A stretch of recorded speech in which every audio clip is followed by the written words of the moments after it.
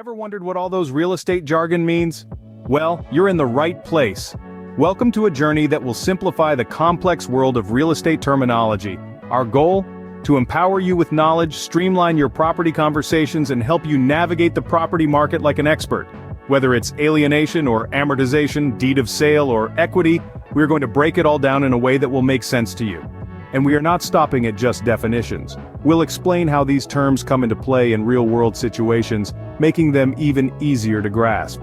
So, if you've ever felt overwhelmed by the sea of real estate terms, or if you're just keen to expand your vocabulary, this is the perfect starting point for you. Ready to demystify the world of real estate? Let's dive in. Let's start with some common terms related to property ownership and acquisition. Firstly, we have the abstract of title. This is essentially a condensed record of a property's title history, which includes past transactions and any legal claims. Next, we have acquisition. This is the process of obtaining ownership of a property, usually through purchase, inheritance, or gift. The ad valorem tax is a tax calculated based on the value of the property. Ad valorem is Latin for according to value. So the higher the value of your property, the higher the tax you'll pay. Now, adverse possession is an interesting legal concept where continuous occupation of a property can, over time, result in ownership. It's a bit like squatters' rights, although the specifics vary from place to place. An affidavit is a sworn statement used as evidence in legal proceedings. In real estate, it could be used to verify facts about the property or the parties involved in a transaction. The agreement of sale is a contract specifying the terms and conditions of a property sale. It sets out the price, the closing date, and any contingencies that need to be met before the sale can go through. Alienation is the transfer of property ownership from one party to another. This can happen through sale, gift, or inheritance. An alienation clause is a clause in a mortgage contract that lets a lender require full repayment of the loan if the property is sold or transferred. It's also known as a due-on-sale clause. Last, but not least, we have a miliar. This is another term for land or property tax. The term is commonly used in the Philippines, but the concept is universal. If you own property, you'll likely have to pay some form of tax on it. These terms are the stepping stones to understanding the process of owning and acquiring property. Now, let's decode some financial terms that you'll encounter in real estate. Beginning with amortization, it's the process of spreading out loan payments over time, which includes both the principal and interest. This allows for manageable and predictable monthly payments and helps you slowly chip away at your mortgage. Next, we have appraisal. This is the process of assessing a property's market value. It's often conducted by a professional appraiser who considers factors like the property's location, condition, and the price of similar properties recently sold in the area. Appreciation refers to the increase in a property's value over time. This can be due to various factors, such as improvements to the property, increased demand in the area, or general economic conditions. The assessed value is the value assigned to a property by an assessor for tax purposes. It's usually a percentage of the property's market value and is used to calculate property taxes.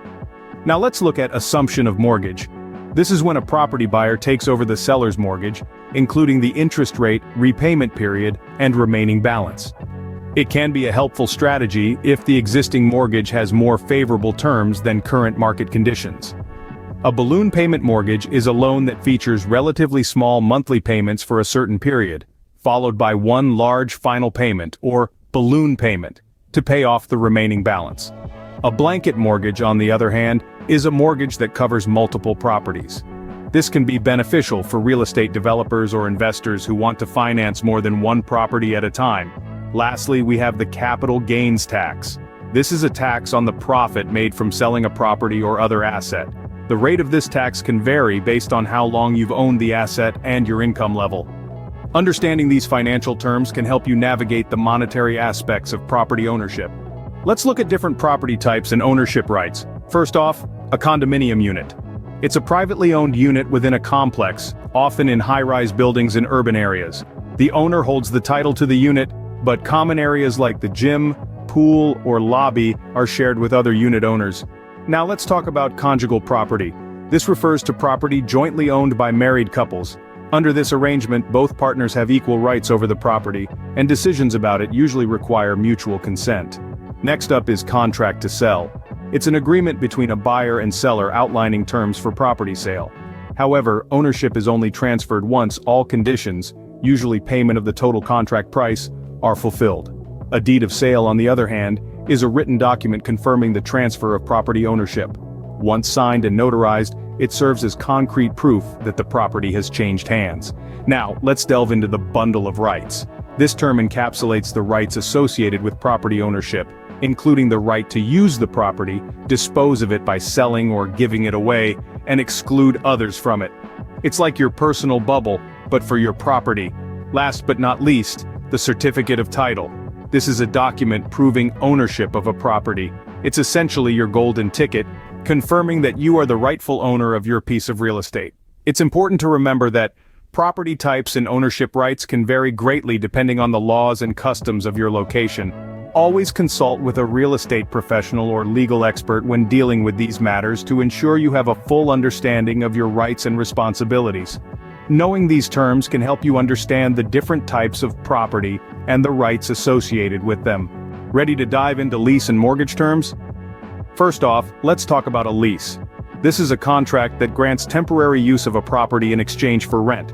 It's a bit like a long-term rental agreement, where the tenant, or lessee, pays the property owner, also known as the lessor, to live in or use the property for a specified period.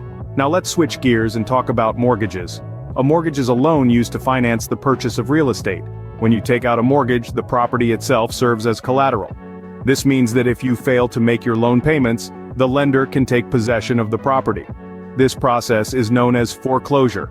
Equity is a significant term in the mortgage world. It's the difference between the property's market value and the outstanding balance of the loan. As you pay down your mortgage, your equity in the property increases. Here's another important term: fixed-rate mortgage. As the name suggests, this type of mortgage has a constant interest rate throughout the loan term. That means your monthly payments stay the same, making it easier to budget. On the flip side, if you stop making payments on your mortgage, the lender has the right to initiate a foreclosure. This is a legal process where the lender can take back the property to recover the loan amount. It's a stressful situation, but understanding the term can help you navigate the complexities should you ever find yourself in such a predicament. So there you have it. We've covered some key terms related to leases and mortgages. Whether you're a lessee or lessor, or if you're considering a mortgage to finance a property, understanding these terms can help you make informed decisions. These terms are crucial to understanding how leases and mortgages work. Finally, let's discuss some real estate laws and other important terms, starting with the Mesita Law, a Philippine law that protects buyers of real estate on installment payments.